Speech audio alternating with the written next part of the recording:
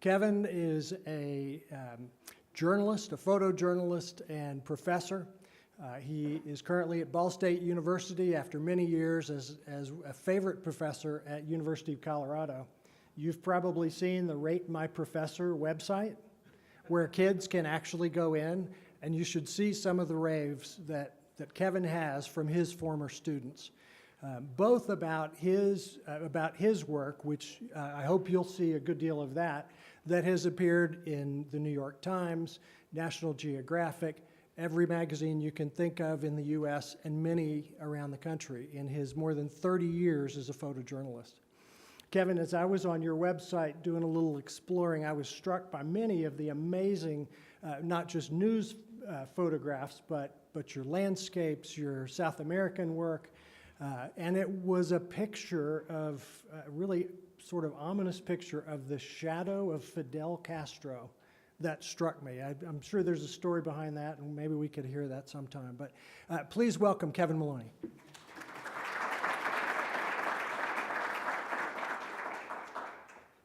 So, you know, I'm a notorious digressor. I kind of, in class, tend to wander off on tangents and on crazy stories all the time. And they give me 2.5-hour-long chunks to do that. And since we've only got 50 minutes, I'm going to try and stick to my notes for your sake.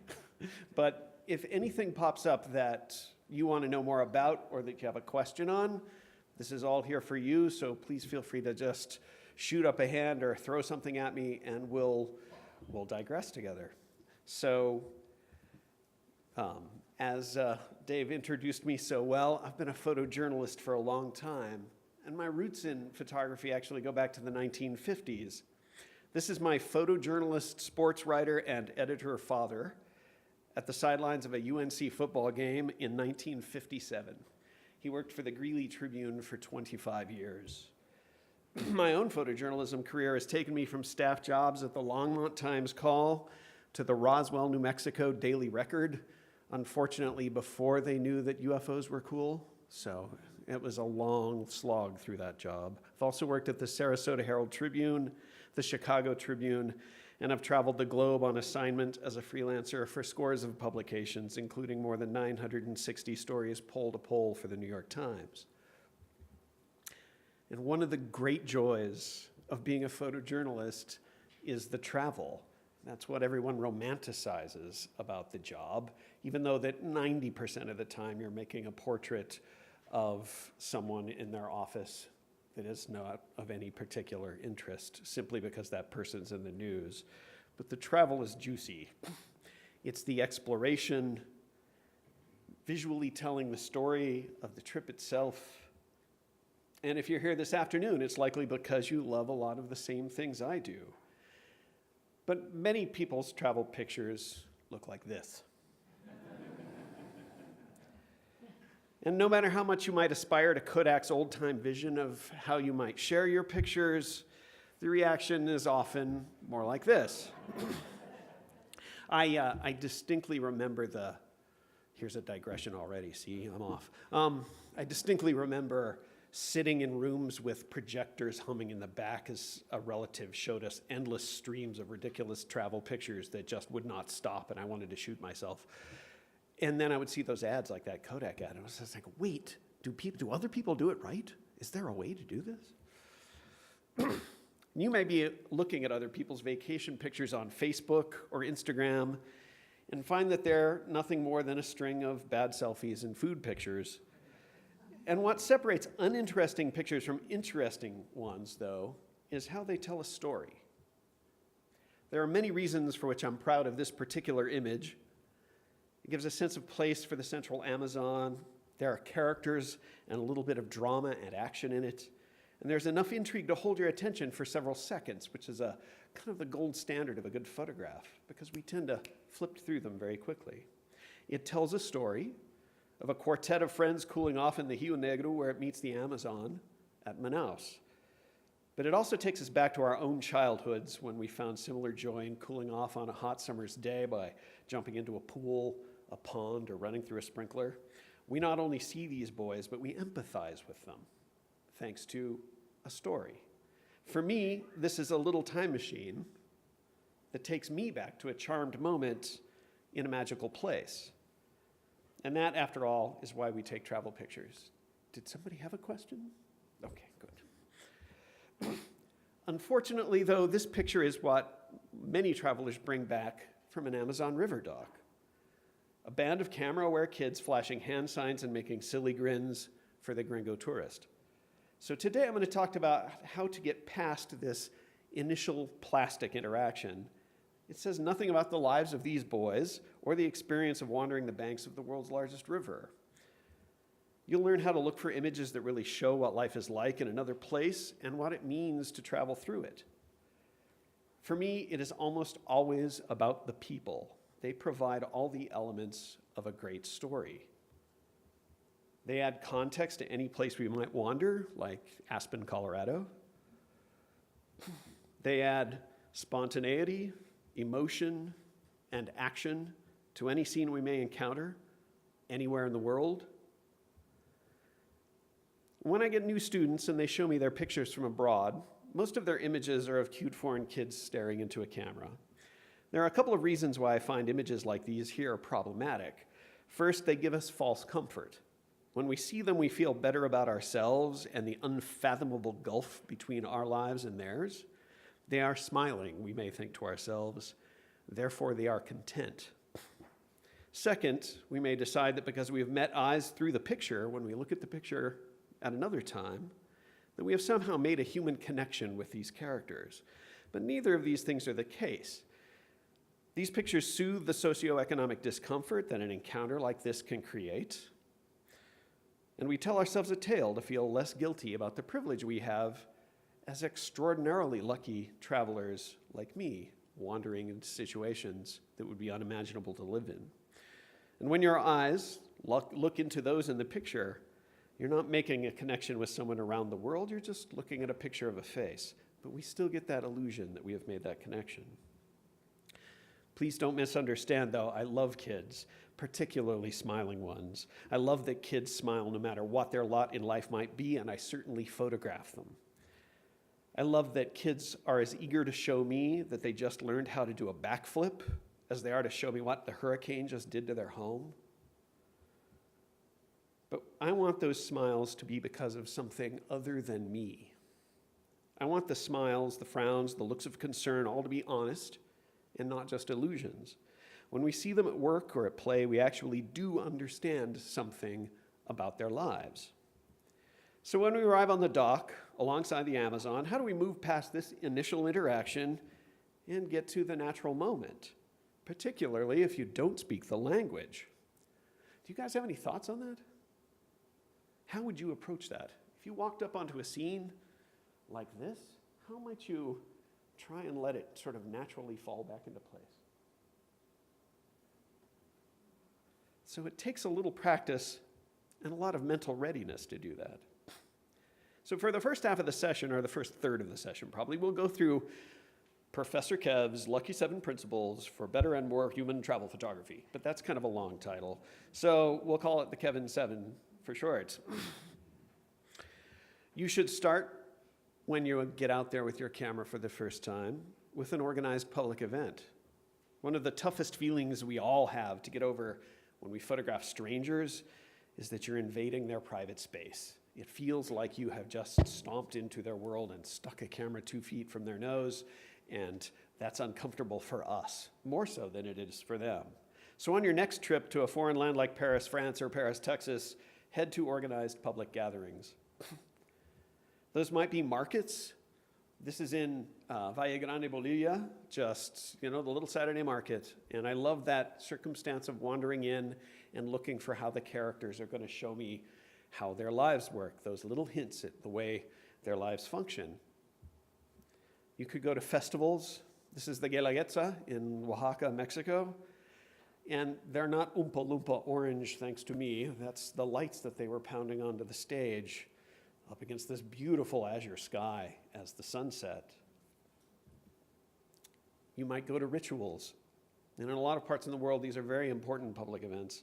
This is in Ollantaytambo, Peru.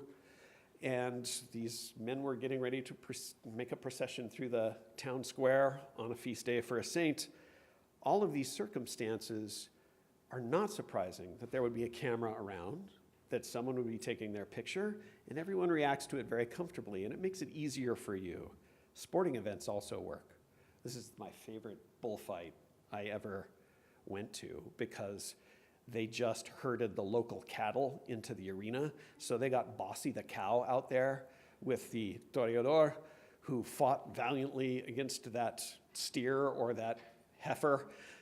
And nobody killed any animals. They just fought around for a while, and then they'd chase her back out of the arena and chase another one in. And there was this terrible bullfight band playing bullfight music, but it was the same song over and over and over again. I had the time of my life there. In places where your presence is unsurprising, your camera will not be surprising either. This particularly applies when people are there to perform, like transvestites on the streets of Rio during Carnival, or if they're on their way to the performance. If they have put themselves on display, they are easy to photograph. Even in intimate moments on a subway, it's not surprising that when you lean down to kiss your girlfriend on the subway during Carnival in Rio that somebody is going to pick up a camera and flash a flash right in your nose.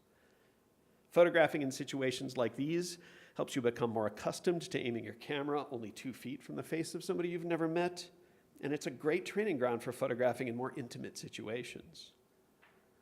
Number 2, be patient. Even in the richest and most accepting situations, the good pictures come with close observation. My best pictures come from working alone with no friends or family along with me, and as much as I might love having them around, they do distract my attention from pictures, and I feel rushed because someone might be waiting for me. But that may not be a circumstance that you have the luxury of. Working alone may be tough for you to manage. We enjoy travel with our loved ones, and they're usually right by our side. We like having that companion along. So you manage what you can do with this. You still photograph whether you've got someone along tucking at your sleeve that they want to go into that little shop, no matter what. But if you can, and if it's comfortable for you, set a little time aside for photography if you really want those pictures to come back with you. If you're passionate about the art, split up for a few hours and arrange a meeting place where you can connect a short time later. Like the boys on the dock in the Amazon, these kids smiled and waved when I first approached. They were building little dollhouses out of some trash that had blown up the street in Tierra del Fuego. Kids will just play with whatever they can find. And I thought that was wonderful. I also loved that crazy purple house that I'd walked by about 5 times over the prior week. So I'm not there to photograph them smiling and waving, of course. I want them to go back to doing what interested me in the first place. So I smile at first when I arrive there. And even though at the time I could speak passable survival Spanish, I just kind of kept my mouth shut and smiled and said hi and left it alone. And when they goofed off for my camera, when they danced around in front of me, I didn't even pick up the camera to my eye. I just left it around my neck. And within about 30 seconds, they understood that, no, those aren't the pictures I'm looking for. And they just slipped back without me having to tell them into what they were doing all along. And I probably spent a half an hour there just kind of chasing them around in the yard, waving at their parents through the window who were a little baffled at the crazy gringo with the camera running around after their kids. These Cuban vendors were just like those kids, giving me good-natured crap until they got bored. I showed up and they're just like giving me just the Cuban line on everything for about, 10 minutes. These guys were slower to let go of me.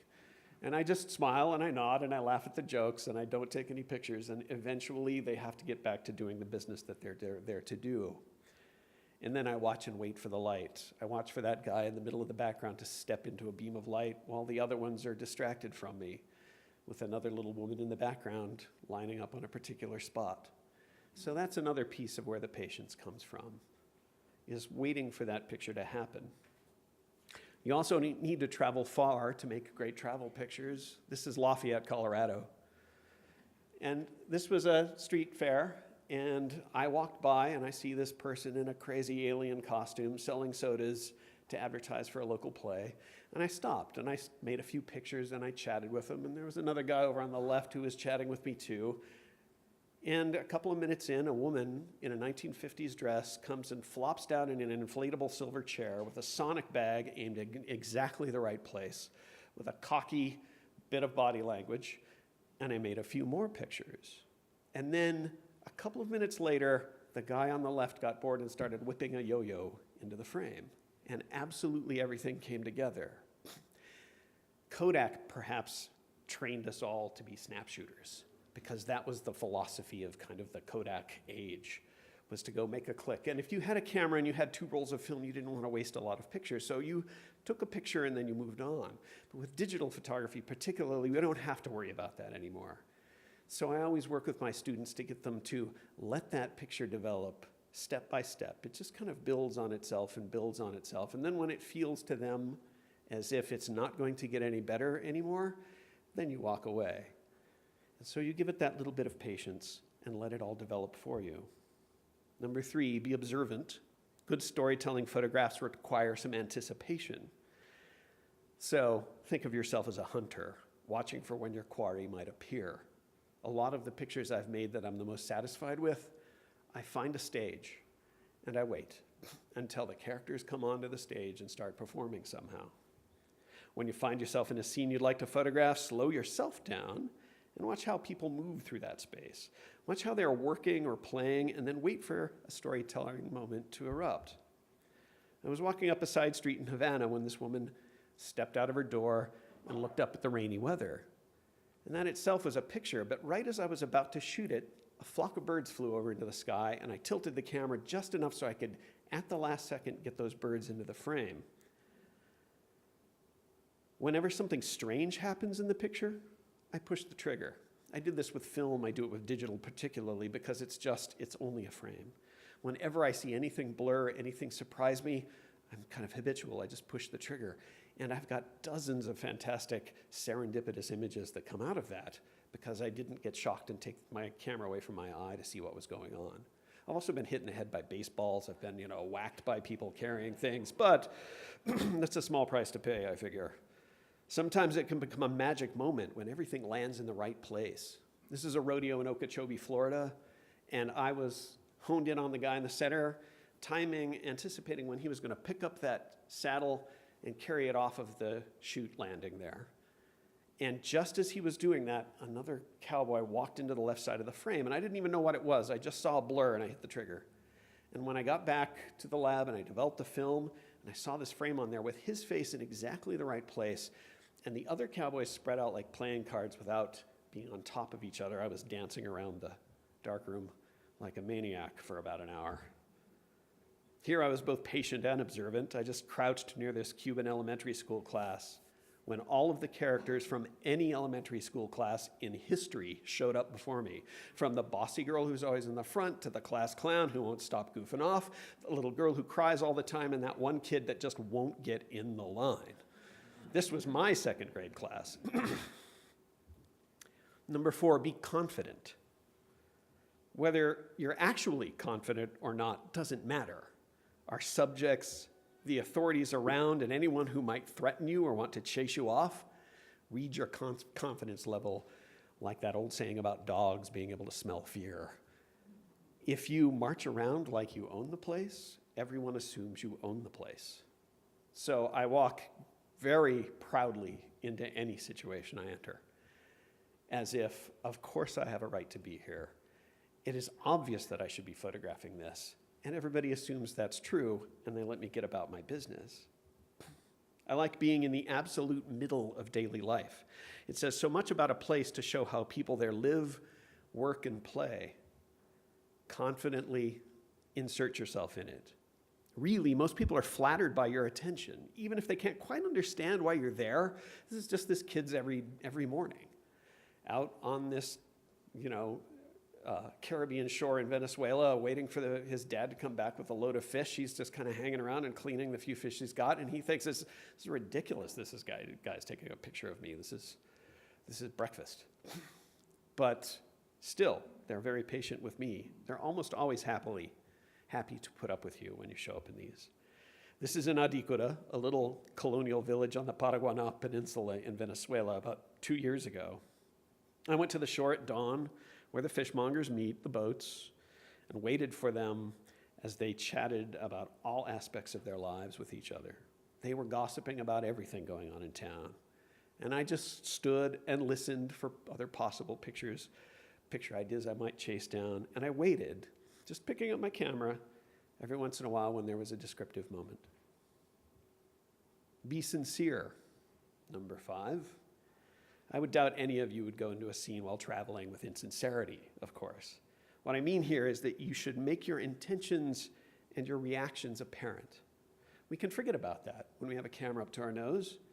It seems like often we are watching something unfold on a television screen, and sometimes it's like that with a digital camera when you're actually looking at the world on the screen. And we forget often that we are the biggest thing in the room, the one thing that everybody's paying attention to because it's the thing that sticks out. So wear your emotions comfortably. Be sure that people around you know if you're happy, if you're disturbed, what your reactions might be to the scene. So if you're charmed, smile. If you're having fun, show it. Be empathetic. This is an intimate moment that I just captured through a window in Buenos Aires. But they noticed me a millisecond later. I'm just walking along and I see this incredibly charming moment with a grandmother and a grandson. And I pick up the camera and I make 2 clicks, and then they both look at me. Because again, even though I'm outside the building, I'm the biggest thing around because I've got this camera up to my face. But I smiled, I nodded, they winked back and slipped back into their business as if I hadn't been there. If our subjects are happy, be happy with them. If they are sad, be sad with them. And that's something that actually, as a journalist, it took me a little bit longer to learn, and it wasn't probably until the Columbine shooting that I really learned that I need my emotions to be as present with the people I'm photographing as theirs are with me. Don't appear judgmental or critical of their choices, or your access might stop cold. You know what it sounds like when you meet a foreigner, you introduce yourself, you get into a conversation, and immediately they start ticking off their complaints about Denver or about Colorado or about the US or about anything else you may happen to love and feel like is yours. It's a little uncomfortable.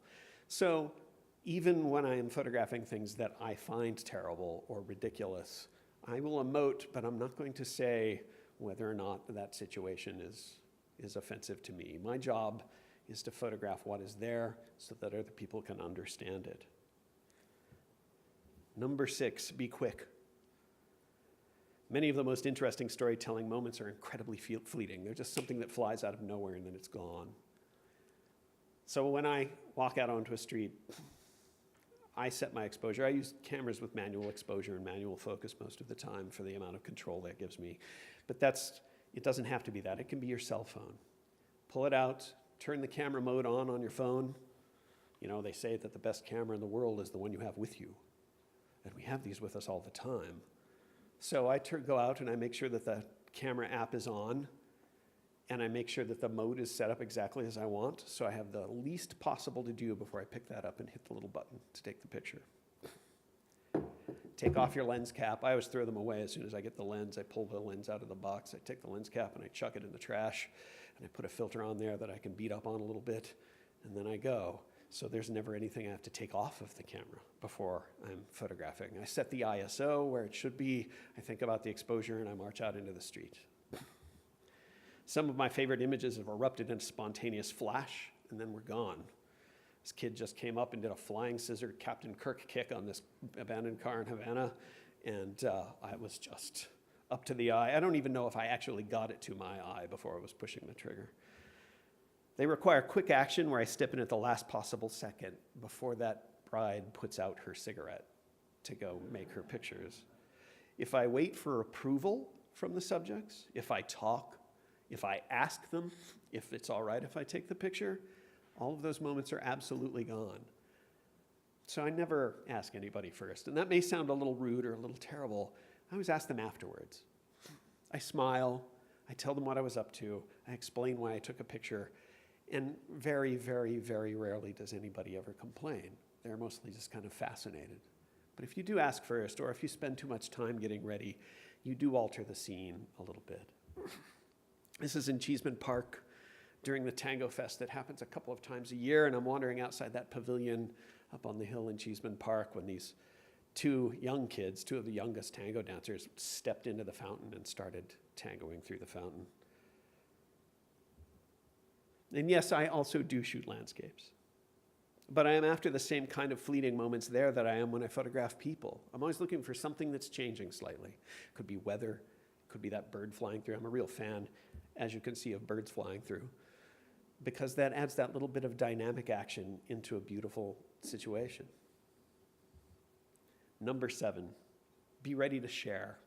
The pictures you make may be of great value to your subjects, so make some quick business cards with your portrait, your name, and an email address. Nearly everyone in the world has some access to the internet through their phone, even in sub-Saharan Africa, and this will allow you to give them pictures of themselves in thanks for putting up with you. I believe firmly in that for myself, that I have taken their time. I have put them to my use to a degree, and I want to give something back a little bit. So they may write back to me in Bangla or Urdu, and I use Google Translate to figure out what they're saying, how to get their address, so I can send them copies of the pictures. I don't pay for photographs, even when people ask me in extreme poverty situations. And that may sound harsh too, but it's an important ethical principle to the publications I work for. They want to make sure that doesn't happen from the top echelon of society to the very bottom. And if someone demands money, I quickly disarm them by saying, if I can, no, I'm the photographer, you're supposed to pay me. And then I walk away as fast as I can while they're stunned. But beyond those magazines that I work for, I think it's a bad idea anyway to pay, because in places where I've encountered that people expect it, that's been happening a lot, it's almost impossible to take really good, meaningful pictures in those situations.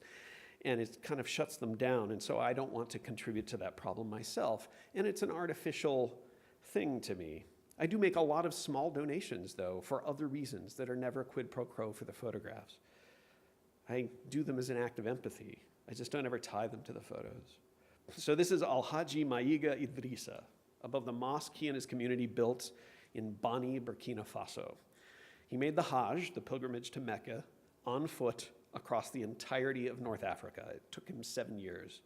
And while on the journey, he says the Prophet Muhammad came to him in a dream and told him that if he built a mosque in his village, the entire world would come to his village. So he went back, he explained it to the village. They built this big mosque, and then 13 more around the village, little tiny ones. But there are 14 mosques around this tiny little hamlet in the desert. So I was driving across northern Burkina Faso, and we come over this hill, and you just see minarets everywhere, a sea of minarets. And we had to stop, and so I stop and I photograph, and it happens constantly. Japanese tourists, German tourists, British tourists who wouldn't otherwise stop. So his prophecy has come true. He toured me around all of his mosques. I left him with a card, as I often do, and told him through a translator that I would happily send him some pictures. And he gave me his address. A few months later, I got this beautiful letter from him, likely dictated to the town's unofficial scribe because of that perfect, beautiful handwriting. This is a Ghanaian slave named Thomas who's working as a woodcarver in Mali. And I went and found him in the wood shop with a bunch of others. I took some throwaway pictures that didn't turn out to be anything of importance or substance, but he stuck with me a little bit. And at the end of that trip, I took a bag of freshly laundered clothes out of my suitcase that I was bringing back to the US and just took them down there for him and his coworkers, because they don't get paid. They're sort of fed and housed in Mali in exchange for their visas and have no cash to work with at all. So they can barely take care of themselves. So I dropped off my clothes, and he gave me this photograph in thanks, taken by a local portrait photographer. And I said, "Are you sure? This is an important thing, perhaps, for you to have a picture of yourself like this." And he said, "I don't have anybody to send it to. I'd like you to have it." So people will touch you regularly if you're open to them. So that wraps up the 7, and now I'll dig into how the frozen moment can create a whole dramatic arc. But first, if you need to, take a stretch. It's like the 7th inning, maybe. So, wiggle if you need to. My college students always need to wiggle at about this point. I need to, get their wiggles out. So I've talked a lot about telling stories. So let's look at how a story can happen in a still picture. First, let's break down the differences between a statement and a story. What is a statement? A statement is a useful thing, but it doesn't go many places. It's a single little binary is or was short sentence that describes the existence of something. But what makes a statement become a story is a string of events, its action, and reaction, it's emotion and drama, it's setting and scene, it's characters, and it's a plot.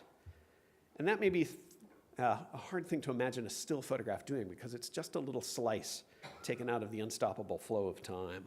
But we'll get there. So this is one of the classic emotional arcs in all of human storytelling, and you may remember it from junior high school or thereabouts when your teachers made you read it, struggle through the Elizabethan language. The story of these star-crossed lovers has been retold 1,000 times in adaptations like West Side Story, my favorite Chicken Rice War, a handful of Bollywood musicals, Grease, Titanic, Twilight. This thing is everywhere because it's a great story. The structure of this story goes all the way back to the Greeks and Aristotle. And this German theorist in the 19th century, Gustav Freytag, imagined its structure as a pyramid, but the mental image of an arc is more appropriate, I think. So how does its dramatic arc develop? The story begins with the exposition.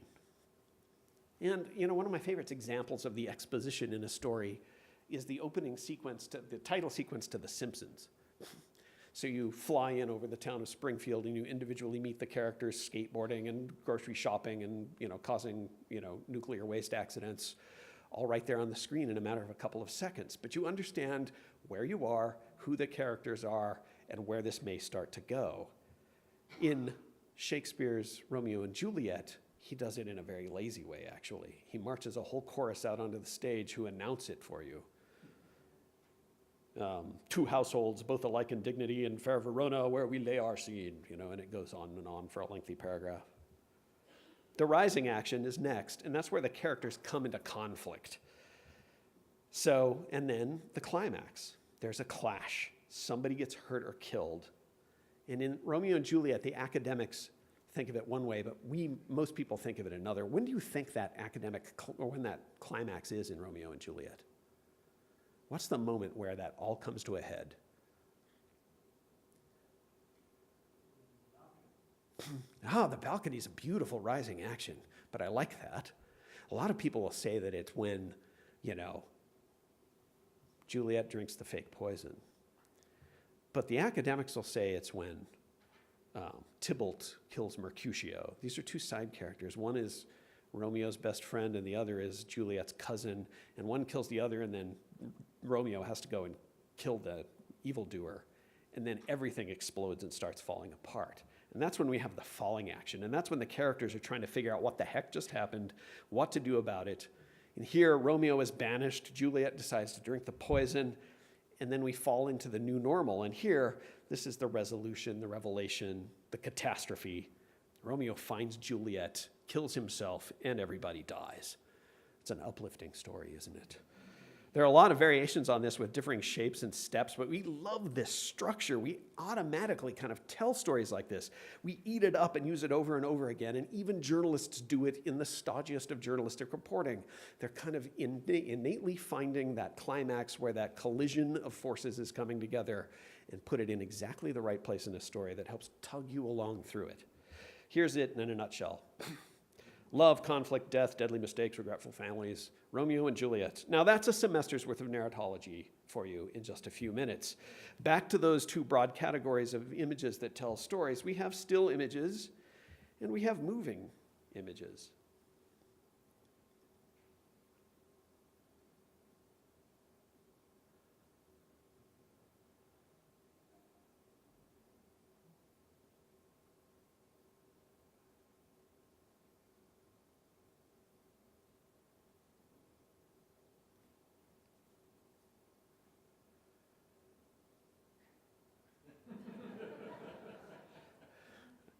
So that's an entire dramatic arc right there.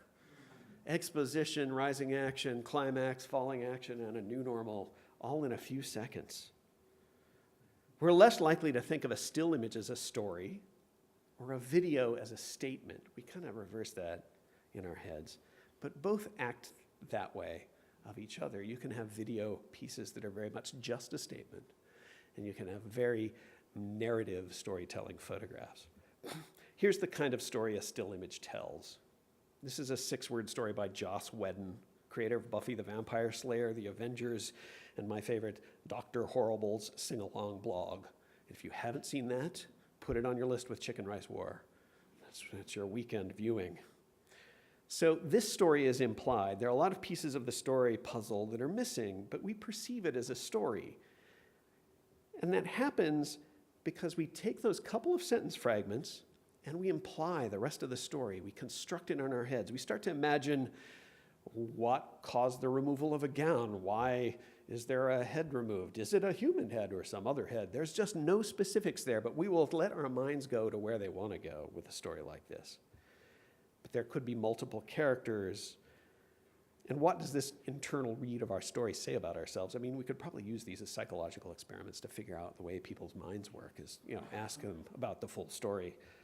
But it can be very intriguing. In a still photograph, we only ever have statements, really, but we can take one small piece of the story and internally assemble the rest, like we do with that little 6-word story, based on what that statement implies. So we may have the setting, and that's all. But there's a setting, and we can imagine the rest of the story behind it. We may see the characters. This, by the way, was the annual convention of Modern Drunkard magazine, which for a while was based here in Denver. I'm not sure if they're still here or not. And those are 2 of the former drunks of the month who were dancing inebriatedly at the party. That was a challenging assignment. It may be a moment of decisive action is all we get, and we construct huge worlds around that little point. It may be the dramatic tension that we see before the conflict might unfold, or it may be the emotional climax. That's Billy Crystal, Michael Bloomberg, the head of New York City's Olympic Committee, and down on the end is Dara Torres, who won an Olympic medal for swimming when she was in her 40s, a couple of Olympics after that. They were pitching to get the Olympics at the headquarters in Colorado Springs. And this is the moment where they were chosen as the U.S. candidate city that year. Most still images are just one point on an emotional arc. All other points are imagined, implied, filled in by our story-loving brains. And this is one of the things I love most about still images, but it's a power that requires careful control and understanding. This image is by the great Emory Cartier-Bresson. Have you guys seen this picture before? Raise your hand if you've ever seen this image. Excellent. So I just love this photograph because you can't help but imagine why this kid is strutting down the street in Paris in 1952 with the wine and what he had to go through to get it. So this could be the falling action, where we already have seen the climax happen, where he had to convince somebody to sell him the wine because his mom really wanted it. We don't know what that story is, but we may imagine it there. But another way to imagine it is if it's just the rising action and the climax is yet to come. And what would that look like? Does he trip over the curb and all of that adoration of the little girls down the street comes crashing to an end with the bottles of the wine? I don't know what that might be, but I love that.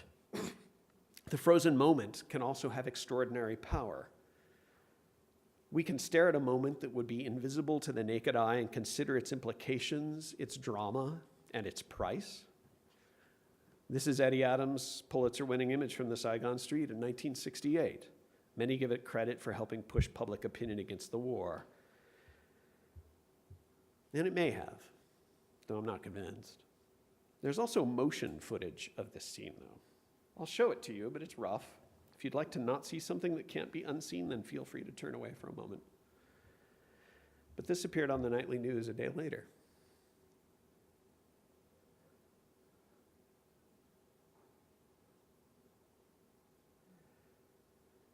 The natural narrative quality of motion pictures is extraordinary, of course, because it can very explicitly build out that narrative arc. But here the still image is what we remember. It's what we attribute with changing the opinion of the world. Well, that cinema footage is largely forgotten. And that may be because it's more fleeting, that we can't stare at it. We can't consider the implications of that horrible moment. Could be that it's gorier, that we just want to move past it after we've seen it. So now let's look at how images construct stories. This is another image by the great Cartier-Bresson. And it's magical because that heel is 1 millimeter off the surface of the water.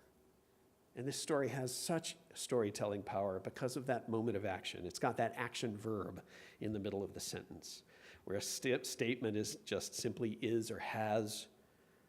as a true-false binary.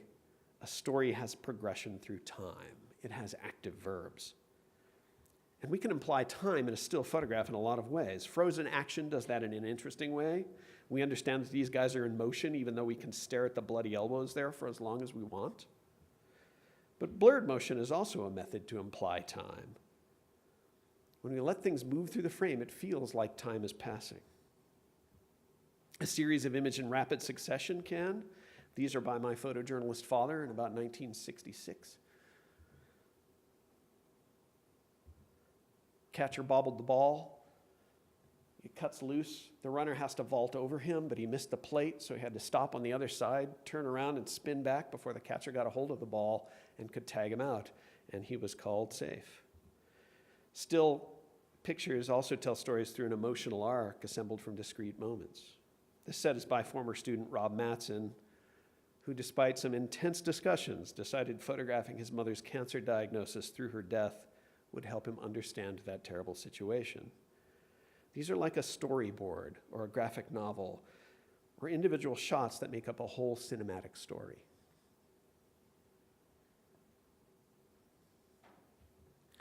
Composition can be a factor. So when subjects are moving in or out of the frame in a way that seems quick, those subjects seem fleeting, even though in reality they're not moving at all in the photograph. My favorite, though, is the use of layers or planes of interest in a photograph. So when there are different things happening in the foreground, the middle ground, and the background, then we read them one at a time in that order. So we see the German tourist with her look of disgust. Then we notice the transvestite marching by in the background. And then we notice the French tourists laughing joyously at the whole scene. In our minds, we can see those simultaneous actions as a series of events, adding to a sense of time passing to an image made from a single fraction of a second. Here's another one in Burkina Faso, where the whole process of using this pump is right there, just in different moments happening with different people. Arriving, carrying the buckets over, waiting in line, actively pumping and hauling the water away, all in one frame. So after I make the first initial pictures, I settle down, I get patient, and I wait, and I watch for those series of moments to start happening at one little point that I can slice out of the flow. If still images are statement and implies stories, then portraits are really interesting examples. This is an iconic photograph. When most people look at it and then they look at those little two girls, they imagine them crying. They imagine the mother, this migrant mother in 1936, considering her terrible situation post-Dust Bowl in Depression-era California, picking peas in Napomo. But as a photographer, I look at that scene and I know that those little girls are giggling because there's a photographer there who's probably driving them batty. And I look at Dorothea Lange's outtakes and I see them smiling in the pictures. And so Dorothea Lange is making a statement about the world from a very carefully selected moment, but we read it how we would like to. We read it differently from 80 years later because we know the context of the situation. But what Mom is probably thinking of is, when is this crazy woman going to get this gigantic camera out of my face and stop driving my kids batty? And once you see it that way, her expression changes ever so slightly. This is another one with exactly the same sorts of issues. This is an enormously famous photograph. But this girl is not staring 1,000 yards away because the Russians have invaded her country and her whole landscape is at war and she's living in a refugee camp.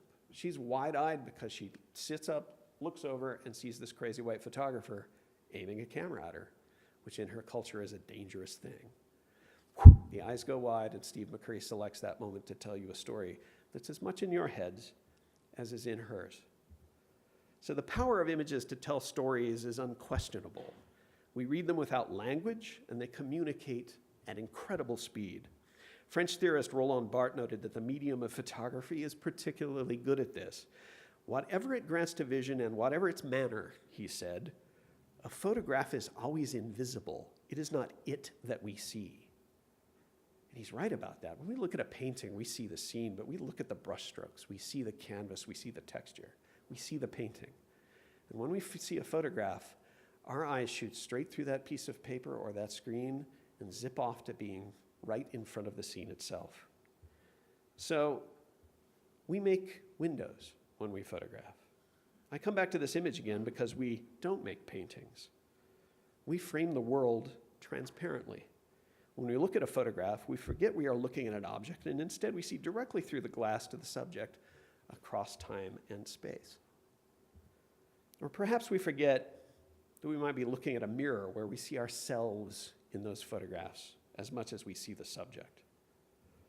With that comes professional responsibility to make sure that the window or the mirror is very clear and that the story is solid. Any questions? Anything I can clarify or answer for you? Yes, Dave. You see so many people trying to take great photos with 3-foot long lenses. It doesn't seem like you do that. No, I travel very light. I do have often a bag that has a few other lenses for situations that I need, but this little camera and its little fixed 35 millimeter wide angle is most of the pictures I ever take, because it's quick and it's quiet and it's discreet and it's small. And I like to call it spraying and praying. When you're listening to the press conference with the president, whatever president it is now, you just can't help but hear in the background the machine gun of someone's camera ripping off. And I can't imagine photographing that way because it makes you such a gigantic presence with whoever you're photographing. If there's, a politician at a podium, that's not as big of a deal. But I still wouldn't want to edit through all of those pictures. I'd much rather time that one frame. Yes? Most of us have, automatic settings in cameras. And do you recommend just leaving that in an auto function so that we can quickly take pictures, or is there something you'd like to set a camera at for general purposes? So, yes, I think maybe you should, perhaps. If that is comfortable and easy, make the photography easy. I use my phone a lot these days, and there's absolutely no control there other than when perhaps I take the picture. And I don't tend to zoom in because you just lose resolution on a phone camera, so I just let it take the whole scene anyway. But I do use manual exposure and manual focus so that I have really close control over how those things help with the story. And that's what the next session is going to be about, is how I use those tools of shutter speed and aperture to add yet another level to the story I'm telling. But I think the first most important piece of the story always is the moment chosen. And that can be made with any camera. And that's where the real meat is. So if it is the easiest thing to do is to put the camera on program, put it on automatic ISO, and walk out into the street, you'll probably get some great pictures. And then just start watching mostly for what's happening with the subject. For me now, this manual stuff is so second nature that it's pretty invisible to me. But it takes a little while to get there. Yes? Have you been in a situation where you have to make a choice between interfering with what's going on, a robbery, a fire, violence, or taking a picture? Fortunately, no. But I have had times where that camera weighed about 10,000 pounds around my neck. And because of the situation in front of me, I just couldn't pick it up, even though the pictures would have been wonderful. A moment in Chimayo, New Mexico, where a person was telling me a story of such emotional power, and the picture would be stunning. But that was him communicating directly to me. And when I pick up that camera, suddenly he's communicating with 300,000 readers of the New York Times. And I didn't want to change that dynamic there. There was another time in Rio where I was photographing some transvestites on Copacabana Beach. They had just legalized cross-gender name changes and sex change operations, and so the Chicago Tribune sent me out to the strip where the transvestites hang out to go talk to them and make pictures, and I'm hanging around with them, and all of a sudden a taxi comes squealing up and slides sideways nearby. A guy jumps out and he starts waving around a .45 Colt, and he chases one of them down, screaming, "You robbed me, you fooled me!" And I felt kind of strangely terrible for the guy because obviously he didn't know he was dealing with a transvestite and at some point discovered that he was. But I was really terrified for her. And she had this very tight skirt that went down, towards her knees that just kind of kept it together. She was trying to run in spike heels and with this very tight little dress. And it was like this. No. And he's like waving the gun around. and I see this picture in front of me, perfectly constructed. There's this gun poking into the frame. There's the transvestite scurrying away in the background. There's a guy waving his fist and screaming and spit flying from his mouth. And I think, this is a fantastic picture, but I want to live to see tomorrow. So I didn't pick up the camera. On one last note, I often am asked too, I carry these crazy expensive little German cameras into every scene, everywhere I go, and every point in the world. I've never been threatened. I've never been mugged. I've been pickpocketed lightly a couple of times in Cuba. Once they stole my phone, and another time some kids slipped my watch off while they were playing with me. But that is all that has ever happened to me in 30 years of earth wandering with cameras.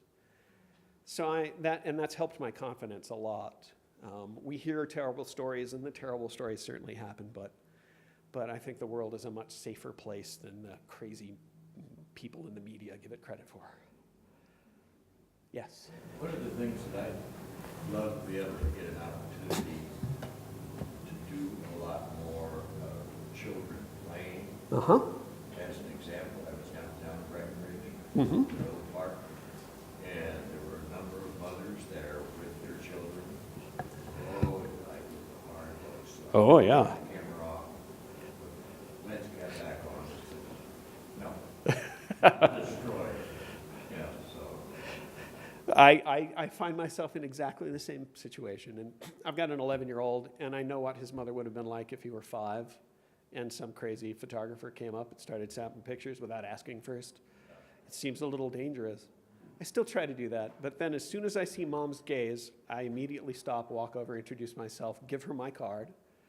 I never ask them for contact information because that's a little invasive. I just say, happy to share. This is a wonderful little scene. And once they have my contact information, the comfort changes entirely. And that they might get something from it, they also relax incredibly well, usually too, but not always. I've had people chase me away. I had some mothers in Burkina Faso who I thought were going to kill me. They're too fast for me. I can't do wildlife. I tried like crazy. It took me months to get the pictures of beavers that I wanted to in Tierra del Fuego for a story. I was just out there freezing in the tundra for days on end waiting for, and I thought, that I'm not doing wildlife photography. Yeah. Kevin, thank you very much. We appreciate it.